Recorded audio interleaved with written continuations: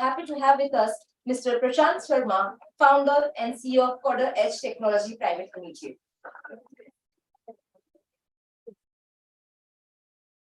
Mr. Prashant Sharma is the founder and CEO of Coder Edge Technology Private Limited. He is ex-scientist at Government of India, having 23 years of experience in variety of roles and domains, both vertically and horizontally. He is also certified blockchain expert and member of Blockchain Council. We are happy to have you with us, sir. Please, share with us.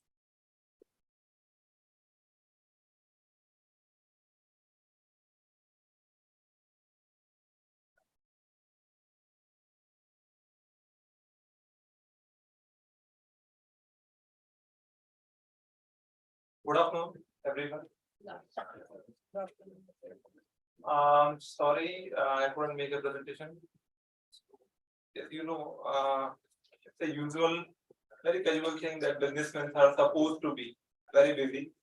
If they will be showing that, okay, I'm free, so you are not a good businessman. I'm supposed to be acting like that. So anyways, first of all, and the most important thing is, from being a dumb student in my college days, thank you very much, our dignitaries who have already left, especially ma'am, Datta ma'am, for allowing me, such a dumb student, to talk in front of teachers. When I was in my school days, college days, my teachers used to say me like, this fellow cannot speak. Better let him go. Okay, your speech should be at the last. Because most of the time people will leave. But I used to like, okay, I'm afraid I cannot do all such stuff. I cannot say a lot, or maybe I'll be mumbling, or I'll be doing something else. So better not to speak. But anyways, when you grow with the time, when you face a lot of heat, when you face a lot of, winds, then you become quite mature. And now today, although a bit afraid, standing in front of you guys, because you guys are teachers, I hope so. There will be some students also.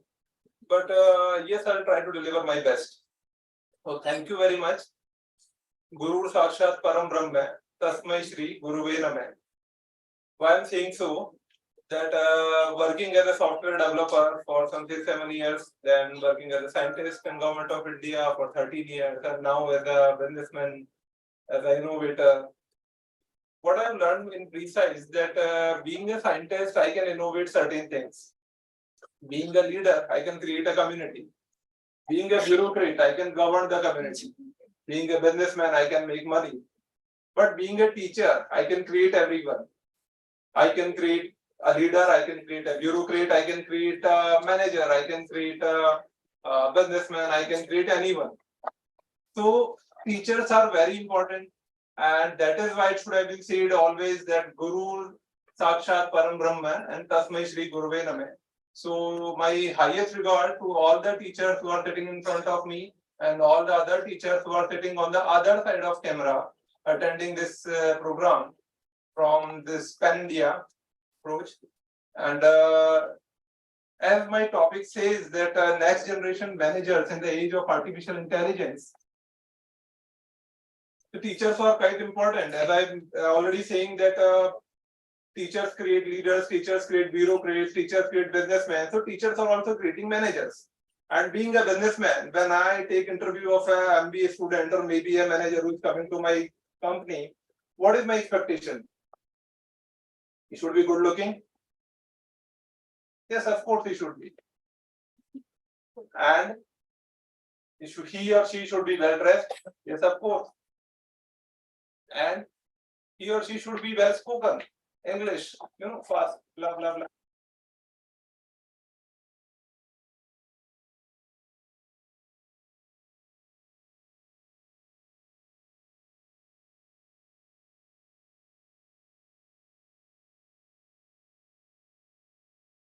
A bit rude, but yes, he should be giving me a good idea that how to make money, or at least how to save the money. There are several things in a business which is managed by managers. HR, marketing, operations, finances, designs, plans, everything. So let me tell you an example, because I'll be sharing my experiences only with you. Imagine a day I ask my person, maybe my team leader, my project manager, or maybe create a product, maybe some very advanced product and based on the technology. I want you to suggest me something that how to promote this project, how to do the marketing, how to do the sales, how to do rest of the stuff, that this approach or the product should have been reached to maximum levels. Then if there would have been a traditional manager, he will come to me, sir, we can publish advertisement into, some newspapers, maybe a hoarding, maybe on some website. That okay, I'll invest a couple of, $1,000 into that. But at the same moment of time, a young intern comes to me and asks me, sir, can we start working on SMM or maybe DM? SMM and DM, then being a businessman, like, what is SMM and DM? And he says, sir, it is social media. We are supposed to be doing some marketing on social media. We can, control the budget and there will be more approach. Then at first instance, I should be having a doubt on that fellow. That there is a senior manager or maybe experienced person is guiding me that we can put a big hoarding on SG highway where daily thousands of commuters are going and we can put a big hoarding over there and it should be projecting our product into a bigger scope. But at the same time, a very intelligent intern, maybe a young graduate from any MBA college comes to me and asks me that can we invest something into DM? And what are the results? If I put a hoarding anywhere there on SG highway, it must be costing something, 5 to 10 lakh rupees. And how many impressions you can create using that hoarding? How many people will see that hoarding? In a rough calculation, if I calculate, then I need to go with how many vehicles pass from that way and how many people are sitting into that vehicle. Maybe 2 to 3 people sitting into a vehicle and at least 10,000 cars are passing from that hoarding every day. So I'll be doing a rough calculation like, okay, 20, 30,000 people will see. But what will happen? Will the drivers will see it? No, if drivers will see my hoarding, then there will be accidents. That is not going to work. So what to do? Then the intern says, sir, can we, once again he interrupts me, sir, can we do the digital marketing? Then, okay, come on, give me an idea. Let's invest something on digital marketing. And you know what happens? I was just sharing with your ma'am, spending a very limited amount, approximately 500 rupees. And this whole event has reached to more than 100, I think 1.25 lakh people, spending hardly 500 rupees. And now more than 1.25 lakh people know about this event. And in the similar fashion, our previous awareness campaigns, which where we have spent some 3,000 to 4,000 rupees, have reached approximately 30 lakh people. And I know it was there because there is data. I know it was there. I know who saw my ad. Was there, male, female, which age, gender, everything I know. What was their professions, everything I know. So all of a sudden, that interns become my favorite.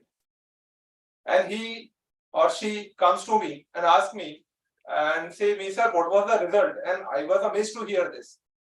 She or he will be giving me very precise data. Sir, your ad campaign have reached to some 30 lakh people, and among them, some 5 lakh people were of age group 16 to 20. And then there were people which were working into some big MNCs. There were people from Australia, New Zealand, England, Ahmedabad, everywhere. So can you imagine this situation or this kind of data, how much important it will be into running a business? If you are making a strategy to promote your product, if you are making a strategy to launch your product, how important it will be. And if a manager is very much aware about this whole new kind of a strategy, can give me such a good feedback where we can start making such sort of business which was unimaginable in previous industries, which was really unimaginable. So this is simply an example that what the industry 4.0 is doing into one particular sector, what we are saying. Although I prepared a couple of notes where I should have been sharing this thing like what was the first industrial revolution, what was the second industrial revolution, what was the third industrial revolution, and now it is fourth, industry 4.0, and very soon it will be fifth, industry 5.0. We are approaching very soon over there. As we know, as already Dr. P. M. Murani sir have already told us, that in first industrial revolution, we try to replace humans and animals from steam. In second industrial revolution, basically it happened into America, where we introduced electricity and railroads. And in the third industrial revolution, which is usually known as digital revolution, we introduced computers, softwares. And now it is fourth. Fourth is completely technology driven.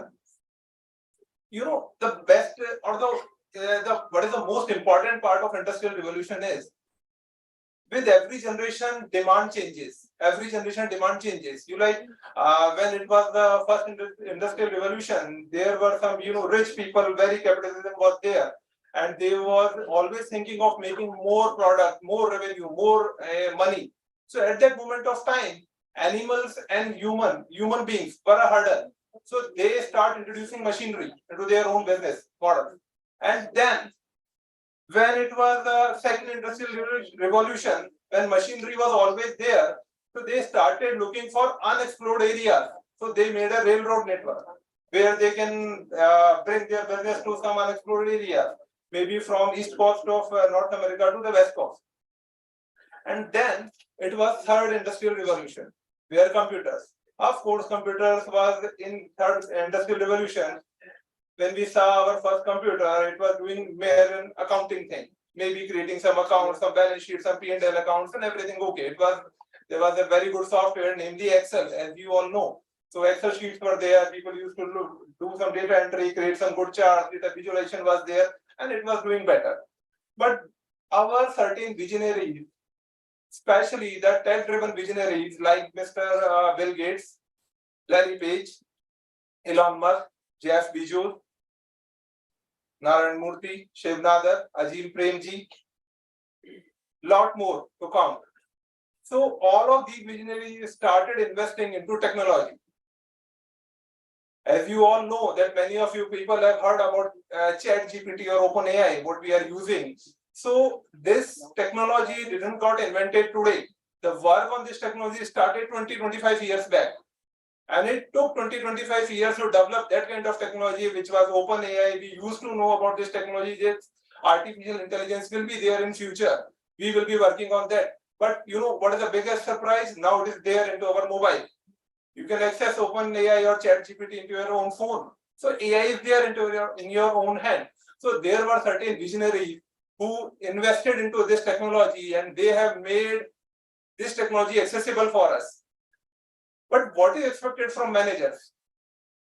Managers are supposed to be, in my words, managers are now supposed to be technegers.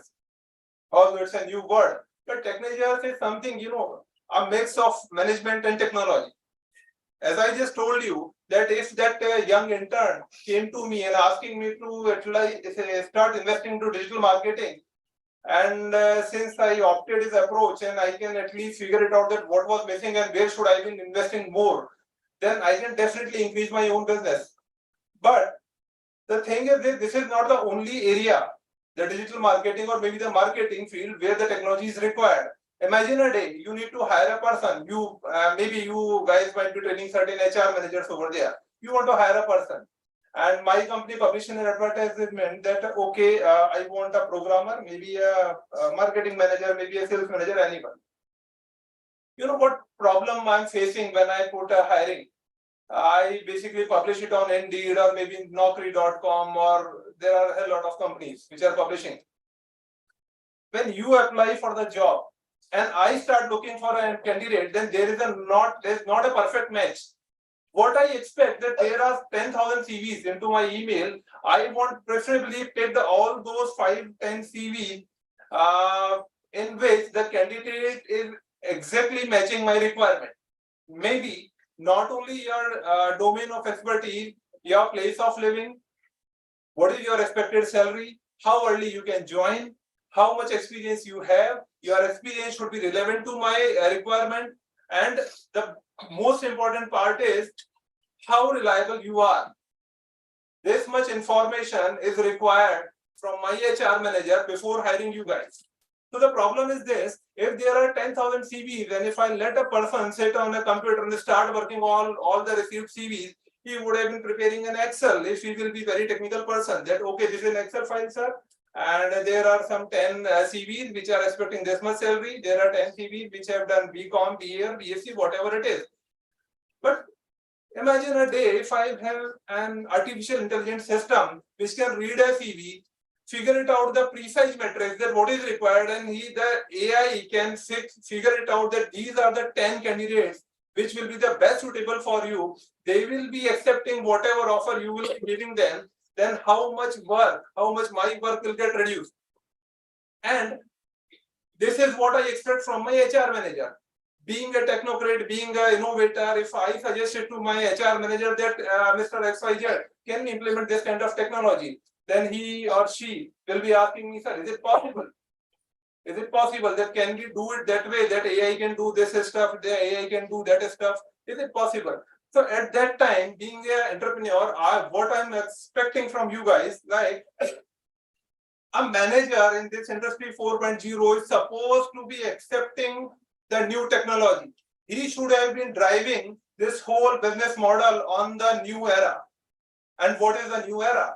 The new era of industry 4.0 basically lies on 4 things. You guys can even note it down if you wish to. First is connectivity, data, and computational power.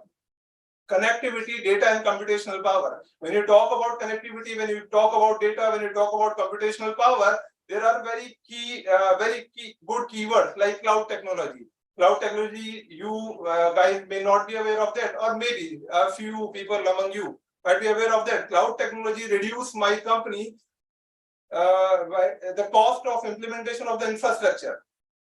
Then there is internet. Internet, as sir have already said, that it is free. Definitely it is free and it is required. I want every information right now. As of now, if I can discuss that while I'm standing on this stage, my ad campaign is already running somewhere. And if I want to check that how many people are actually watching this program live, I want to have that internet technology into my mobile. So at least I can share this data that when I started this my speech, at that moment of time, approximately 1,22,000 people have watched this whole event. And now till after some 15-20 minutes, I know it will be more than 1,30,000 people who might have received the data or information about this whole event. So I want internet, I want to get updated, be updated all the time. Then there are sensors. Why sensors? Although it is a technical term. Let me tell you an interesting story of a gold mine in Africa. There was a gold mine in Africa. I cannot name that because these are some confidential data, and we used to study the data on from IEEE website kind of. To increase the production of that gold mine, and their owners or whoever the stakeholder of that gold mine, they were continuously figuring out or pressurizing their laborers to do more and more work every day. But then there was a manager. The manager came with some very good, interesting strategy. He came to the gold mine and asked that the stakeholders to install sensors which were able to figure it out the level of oxygen into the gold mine. They started working on figuring out that how the oxygen levels were going down with every meter or maybe after a couple of feet. Then they started putting out some oxygen supplier or maybe giving some special apparatus to their laborers, and utilizing that small data, they were able to increase their gold extraction from that gold mine from 37%, and that was unimaginable. You know what is the best part? If a manager suggests this kind of thing to a business person or maybe the industry, he all of a sudden he become hotspot. That okay, this is the guy. This is the guy who can definitely change something. This is the guy who can definitely bring something new to me. And what do you expect? That person who will be having, the person who will be owning that gold mine, definitely he must be having some idea about that what the laborers are going through. They will be having some oxygen shortage, they will be having some other issues. But that manager came to him and told him that, sir, this can be a solution, let us figure it out, this thing. And immediately their production increased from some, whatever the levels were, from that level to 37%. So that is something where sensors start working. Then there was some analytics and intelligence. As I've already told you about in this example that how digital marketing is affecting us every day. So this digital marketing all comes by data analytics. One of my very close friend, Dr. Stalin from Singapore Stock Exchange, he's chief data scientist over there. We were having very good discussion in an event in Odisha. He told me, sir, now we can predict pretty well, especially in this financial market, we can predict pretty well that when a company share will go down and when a company share will come up. And this is very important statistics. So if a person who is taking care of finances or maybe my finance manager, he must be aware about how to utilize the data. He should have been guiding me that, okay, this is required. He should have been guiding me. If I would have been asking that manager that, okay, this data is required from you, and at that moment of time, if the manager says me that, no, sir, I don't have much information, I don't know how to utilize the data, then definitely it will be a big fail. So, data is very much important. Then there comes machine learning. Then there comes human-machine interaction, where we talk about virtual reality. You might have heard of a lot of advertisement concepts, and new concepts are there. Maybe you might have seen a couple of videos also, where a builder is showcasing his sample flats by providing an augmented reality or maybe a virtual reality headset, where a person who was supposed to buy a flat goes virtual into the flat, looks around, and he can see that whole furniture and flower pots and lighting, everything, without even putting anything over there. You can imagine. So that is how marketing concepts are changing in virtual reality. Then there is advanced engineering like 3D printing. As you guys already know, that 3D printing makes us very much capable to increase those spare parts which was not able to get produced in simplistic environment. So these are the four factors where we talk about connectivity, analytics, human machine intelligence, and advanced engineering. But I missed one thing, the showstopper. The showstopper of every event. You guys must have been interested into fashion shows. So the showstopper, who is the showstopper? In Industry 4.0, the showstopper is artificial intelligence. Artificial intelligence is not supposed to be my topic. Artificial intelligence, yes, of course, it is very interesting thing, very, very interesting thing. Let me tell you an example. Come on, someday, maybe a Saturday, I thought of something that today I should have apple pie. Apple pie sounds interesting. Apple pie, we might heard of that apple pie. But being an Indian, I don't even know how to make tea. Being an Indian, I've heard of that international dish apple pie, but I don't even know how to make a cup of tea. I may be good in making a cup of Maggi. That's fine. But how to make an apple pie? So what will I do? I will do, since I'm an internet techie person, so what will I do? I will first of all open YouTube, figure it out how to make an apple pie. Maybe I will go with a couple of videos, or maybe some static websites where the recipe is given. I will start following the recipe and start making apple pie. So what do you think? How much percent of success will be there to make a good apple pie? Of course, it will be 0. I cannot make it. Even if I buy some, baking soda, although I'm not a cook, but baking soda, maybe apple or maybe corn flour, whatever it is, these are. So I can even fail when I'll put that whole recipe into the oven and I don't know how to set the temperature. So end of the day, after maybe 5 attempts, I can make an apple pie which will be tasting like hell. And end of the day, I will feel like, okay, I'm fine with this. And for the best part I will be doing, I'll be capturing a photo of that apple pie, putting it on my social media platform, and I'll be showing it to everyone that, okay, I made an apple pie. And then there will be thousands of likes. That is interesting, but this is a general scenario. I think so everybody of us, each one of us might have been doing this. But let's imagine AI in place of me. Let's imagine AI in place of me. AI, very interesting, as I told you that it is showstopper. What AI will do, if I'll ask, or maybe I'll put a robot over there into my kitchen and ask that robot to prepare apple pie, what he will do? He will first of all scan all the database on this globe that how to make an apple pie. He will read every single article in a fraction of a second. Then he will figure it out that what are the best combinations. He will do a lot of mathematical calculations that, and this should be the oven's temperature, how much millisecond it should have been baked. this kind of corn flour is required, that is required, this is required. And after precisely checking everything, likely categorizing, qualifying, quantifying, that how much butter should have been added, precisely should have been checking that this much milligram butter is required. It will have been checking that this much sugar is required.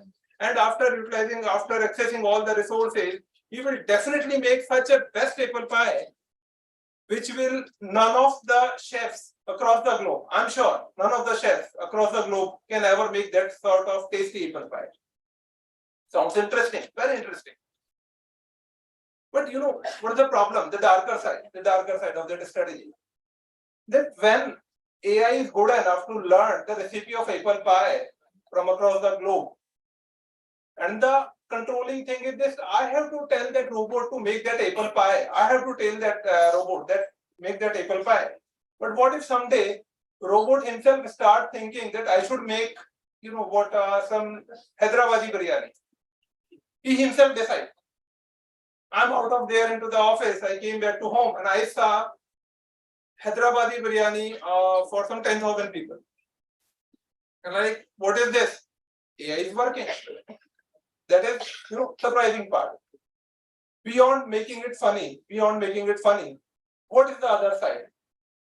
What is the other side? Expecting everyone to be mature enough. Because you guys are all teachers. Imagine AI thought of harassing someone. Now everyone's data is on internet. Let me tell you into a technical thing that if you keep a password on your website, that is merely some 8 or 10 digits, and it is into alphanumeric, as you all know, that some capital letters, some special letters, or blah blah blah, that kind of password.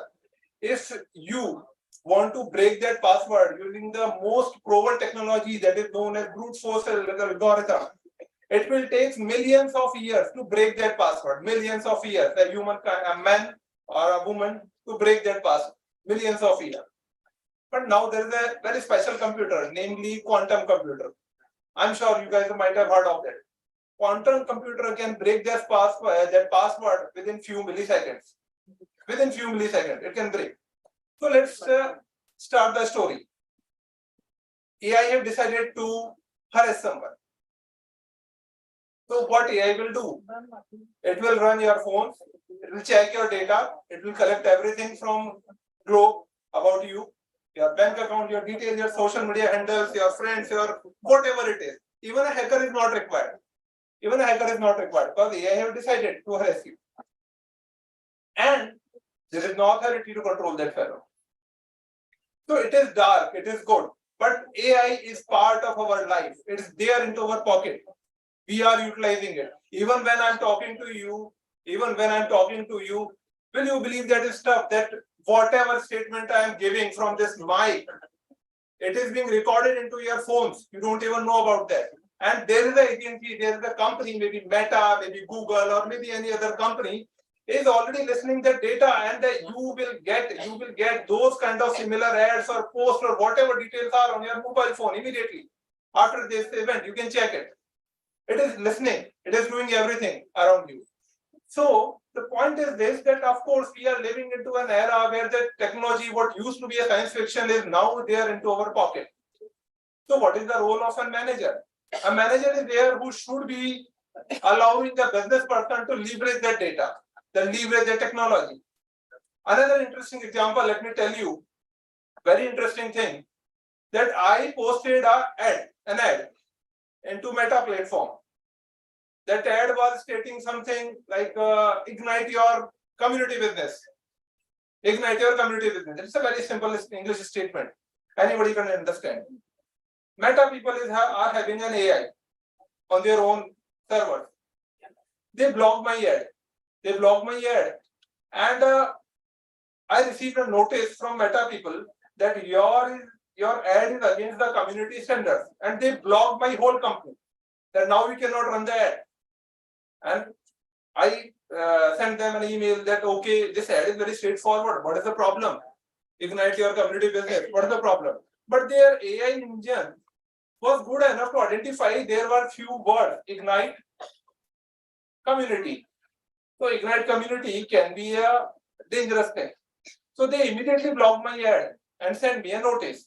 Now the problem is this, it's not the only thing which is the problem. The problem is this, I am sending emails to Meta people and there are managers sitting on the other side. They are receiving my email, they are redressing my grievance, but they are being governed by AI. They are not ready to understand that the ad was not against the community standard. They are still accepting what was the decision made by an AI thing over there. So AI have decided that this company is not good enough. This company is playing against the human emotions. So let's stop this company. And whatever thing I am playing, whatever thing I am doing to remove that ban from my company, their managers are not listening to me. They are listening to that very interesting AI person. And now the problem is that when I asked my marketing person that what about the language you use in that ad, he said, "Sir, I don't know. You should better go and ask it to Meta people." So do you think so? Mark Zuckerberg will be answering me? No, will not be answering me. He will also be trusting on AI. This is what the technology is doing in Industry 4.0 for the business and for the everyone. So what managers are supposed to do? I have basically figured it out something that leading companies' digital transformation efforts and ensuring that organization is using advanced technology effectively. What is required from you managers or maybe the students what you will be training, that you should have been giving training to the students in such a manner that there will be technology. You guys are supposed to accept that mindset, not the skills. If a guy learn chat GPT or maybe any other thing which is good, maybe digital marketing, you should not only learn the skill, you should accept that mindset that now whatever decisions or whatever plans we will be providing to the management or maybe the stakeholders should be technology driven. This is expected. Then developing a diverse and agile workforce that include both human and automated workers. We are supposed to accept this thing that in future we will be working with humans and machines, and this is going to be, I'm sure for this. Then there will be creating a culture of innovation and continuous learning. As I have already told you, if there would be two managers into my company, one is having a traditional knowledge about the marketing and another manager, another maybe intern is having something good knowledge about the digital marketing. Whom should I prefer? That intern who is having good knowledge about the digital marketing stuff. And the very core or very important stuff is this: navigating ethical and legal issues related to new technologies. I don't want my managers to be unknown about the technology. If there is such kind of issue that AI have blocked my ad, then my managers are supposed to know that what was the root cause and how to fight that legally. But this is what is expected. This is what is expected from the managers. So these are the expectations which is required, and how I should figure it out, this whole thing, this industry 4.0, that do we truly need managers in white collar sectors, or are we seeking something more? You know, white collar managers wearing that my kind of white shirt, wearing a good tie and coming to me that I am a manager. Do we need that? No, I want managers who are technically good enough. I want managers who can suggest me about new technologies. I want managers who are good engineers. I want that kind of managers. Because this is industry 4.0. I am supposed to do that. And is the capacity to manage a task sufficient when majority of the labor is done via technology? I'm not sure, but you guys have heard about a very interesting tool, Canva. Canva is a software, artificial intelligence software. It can design your ads into a minute. You just write down something and it creates very efficient designs. It even checks your database, it even checks your presence on internet. It creates very efficient design. So do I really need designers? No, I don't. Another important thing. I asked someone, expert of database technology, that fellow was having very good experience in database thing. I asked that fellow that I have developed some software, can you do the database audit for me? And he said me that, okay, yes, I'll come to your company. Okay, I respect you. I'll come to your company. I am quite busy. He was earning very good salary, some 30-35 lakh package. He was earning somewhere else. I asked him several times that can you help me to audit my database? Every time he was denying or maybe making some excuses. So what I did one day, I just copied my code and posted it on ChatGPT and asked ChatGPT to do the audit. In a fraction of a second, he told me that ChatGPT thing told me that what are the problems in your database and how you should fix that. You know what happened at that very moment?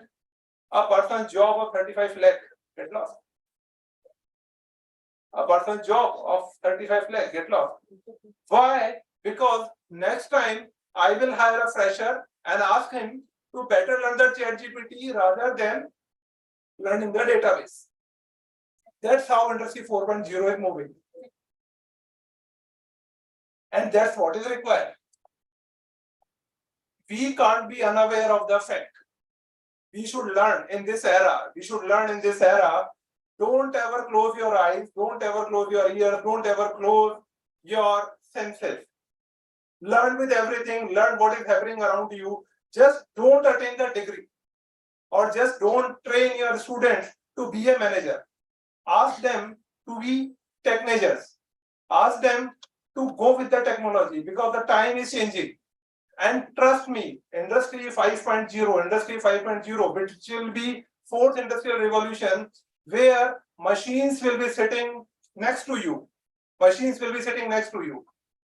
And they will be doing maximum of their stuff. And humans will be required for their creativity and some special human angle only. Nothing else will be required.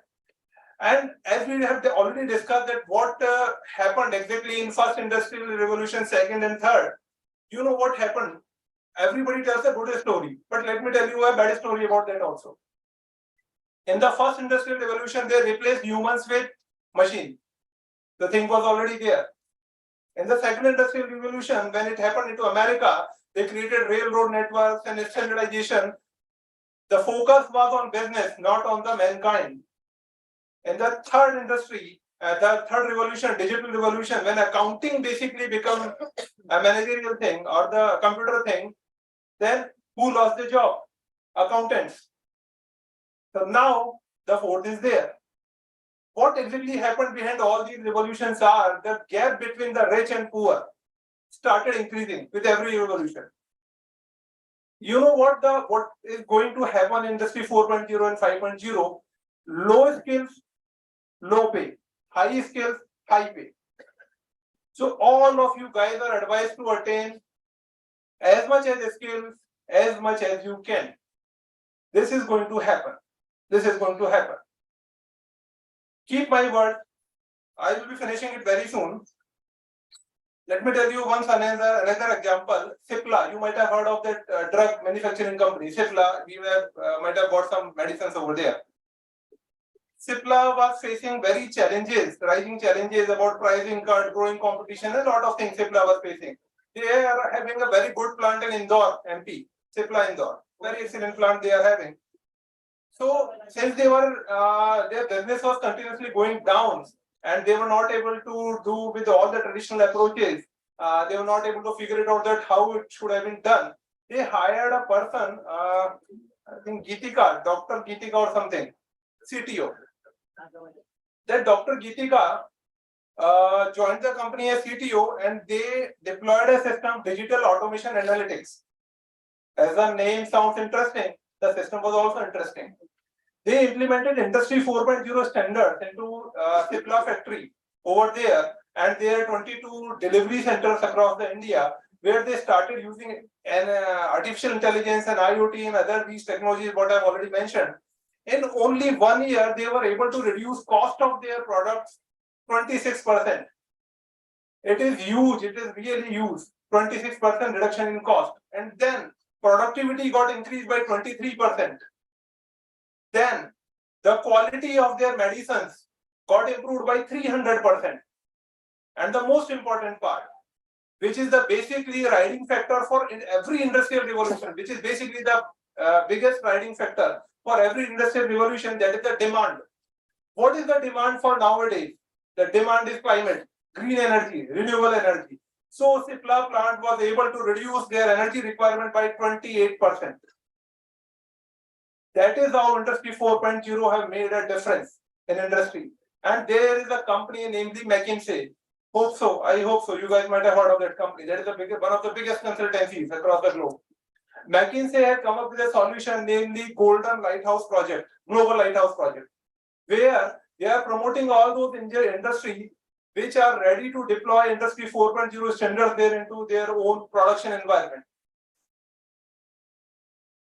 So teachers, or maybe the students, or maybe the members, or the attendees who are sitting behind this camera, let me conclude my speech. The future is now. We are living it right now. Whatever we have thought of that this is science fiction, this may never happen, but it is there. There was a movie years back, Star Wars. I'm not sure who has seen that or not. Star Wars movie. There was a robot, a small robot. His name was Android. Can you guess now everybody is having Android? Yes, of course, their phones are having Android operating system. The future is now. It is there into your pocket. And to be a better manager, or to at least make a better manager, start opting, start learning more, be more tech savvy, and start connecting your education, your learning with upcoming expectations. Start connecting. Do not just go with the papers only. Do not just go with the books only. Start figuring it out that what is required and how should have been done. Right? What we are expecting from the industry, the change makers. I will be, I'm not sure, maybe today or maybe 5 years next or maybe somewhere else. Maybe one of you or maybe one of your students will come to me with a cutting edge technology idea. Sir, implementing this idea will help you out to figure it out these kind of losses. And you know who will be the person? I will be proudly saying that that is the next gen manager and he will be the technician. Thank you. Thank you very much.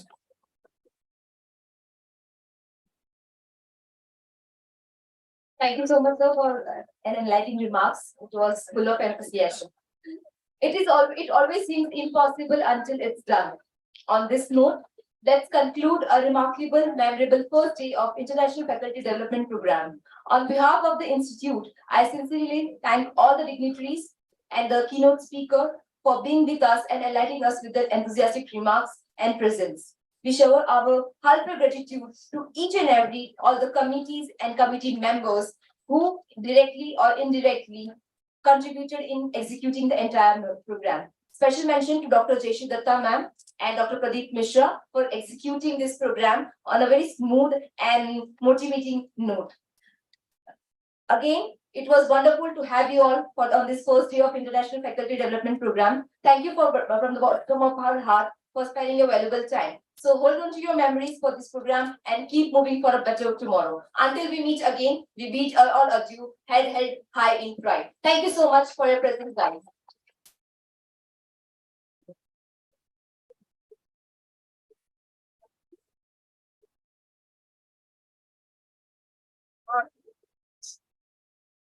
Are instructed to please be seated.